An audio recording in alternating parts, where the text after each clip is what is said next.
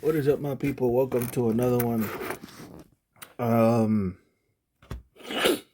Today we're gonna end it. We're gonna talk about the PEDs thing for the last time, and hopefully for the last time ever, unless something else comes up, which it might. By the way, I've heard rumors that things are happening,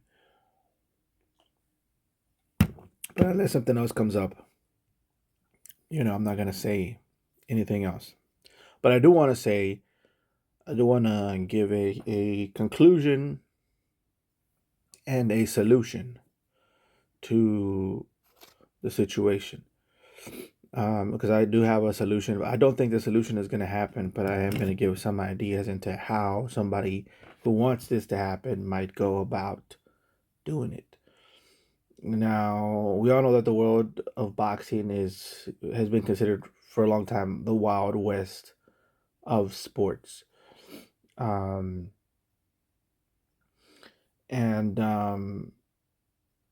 and so pretty much anything goes. So that should give you an idea of that the stuff that I'm talking about is true, and it's more than just a conspiracy. I think, you know, the fact that we don't have a lot of these people caught shouldn't be um a reason for thinking that this isn't true. There's a lot of people that haven't gotten caught. A lot of these people get caught 3, 4, sometimes even 5 years later, others even 10 years later after the fact that their careers are over. It takes a really long time to catch people, and some people are never caught. So, um, so before we get there, I want to talk about a couple of things. One of them is um, this whole thing that you shouldn't be talking about, because there's some people that are talking about you shouldn't be talking about Victor Conte and the snack program and stuff like that. And the thing is, if we're going to talk about drugs and we're going to talk about cheating, Victor Conte is the name you want to talk about. Um, there's no other way around it, and especially when it comes to cheating in boxing, there is no other way around it, and I think he wants it that way. I think Victor Conte is a smart guy, and I think he wants he wants I'm sorry he wants his name to be mentioned within the conversation, for better or worse. Now, the same people that are asking me to not talk about Victor Conte are the same people that want me to talk about Eddie Reynoso and his involvement with people that some of the people he's not even training. By the way, he just took a picture with them, and they want me to talk about that. Um, and the fact that Eddie Reynoso is not even a nutritionist, which is like, if you look at all of these fighters that have allegedly cheated or have been caught cheating, most of them have a nutritionist, and the nutritionist is the one that's giving them the drugs. It's not the coach. The coach is almost never involved unless it's a little suspicious. Like, for example, um, Margarito versus the Margarito case. Right, the Margarito case is one of the most suspicious cases in boxing.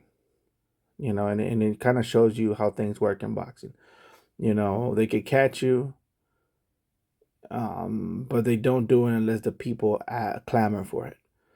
And after Margarito beat Cotto, the accusations was that he had cheated against Mosley and was caught with plaster of Paris. Right, and if you know anything about plaster of Paris, you know that plaster of Paris It's very messy. It's not an easy substance to maneuver. If you were going to cheat, there's various other ways to cheat that are much easier, less suspicious, and you're just going to be having a much easier time than messing with something like plaster of Paris. It's dusty, it's wet. There's a lot of residue, white residue that's left all over, which, by the way, was not described by uh, Nassim Richardson. Nassim Richardson claims that he saw a hardened substance um, fall out of the glove, which is contrary to what plaster of Paris would look like when it's first applied. It's wet, and even the rumors that were um, circulating around at the time was that Margarito was able to gain power in the later rounds because he had a substance, which is plaster of Paris, that with his own sweat would gain harden, and then he would start hitting his opponents harder with the plaster of Paris. This was the accusations, and with those accusations, I ask you a simple question: if this is the case, then wouldn't it be wet and have a white residue at first touch, rather than what Nassim Richards claims, which means that it was already hardened, which is the opposite of what the rumors are. Doesn't make sense. The timeline does not make sense. Also, if you go and research, do your research, the defense claims that no evidence for the plaster of Paris was ever shown, meaning that nobody presented the judge or whoever was in charge of doing this, um, proceeding with these court proceedings or whatever. They never showed the evidence, not the pictures, not the actual evidence that was bagged, nothing. It's not even online anywhere. Especially in an age where everybody has phones and everybody takes pictures. None of that ever happened. And so you got to go back and you got to look at what he actually got charged with. And what he actually got charged with is using anabolic steroids in order to beat people just in general. Which means that the scientists that were in charge already knew this. Vada, whatever. They knew this. But since the people were clamoring for this guy, Margarito, to get crucified, especially the Puerto Ricans, and not just the Puerto Ricans, let's just be honest. Mexicans have the most rivalries in boxing. So it could have been all of them together. The Puerto Ricans have a rivalry. Like I've said before, the Cubans have a rivalry with Mexicans as well. What is the Filipinos, right? Black fighters, so on and so forth. You name it, they're all gonna jump on to say that they saw something to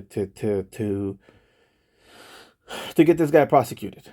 Okay, it just is what it is. That's why when you look at the records for the Margarito thing, it was overwhelming evidence. I mean, not overwhelming evidence, overwhelming testimony, because they didn't have the evidence. Overwhelming witness testimony, and the fact that there was tests of him using anabolic steroids. That was what they got him for, was the anabolic steroids. But the thing is, they got all of them like that. They have all of them like that, but they only put it out there when they need to, when either the people clamor for it or the guy steps out of line, and then boom, they gotta get him. So and that's how they stay in control. That's how they stay in control of the house. By kind of holding this over their head just in case, and they send warnings. Yeah, they send warnings to the fighters. And I'm not gonna tell you how they do it, but you could tell. Like, for example, Better Beef, right?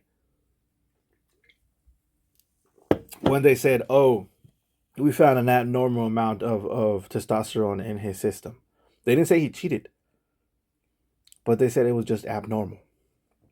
Why would they mention that? You remember that? And everybody started saying, "Oh, he's cheating, or he's doing this, or he's doing that."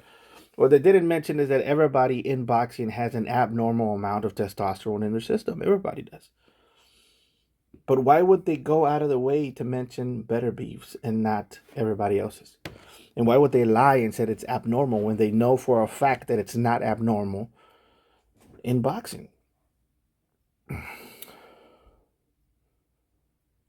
It's very simple to see that the system itself is protecting certain fighters from certain countries. Well, it's one country actually, and accusing other fighters from other countries. But that's all I'm gonna say about that. Now, what's the solution to the problem? In my opinion, the solution to the problem is science. The solution to the problem is usually going to be science.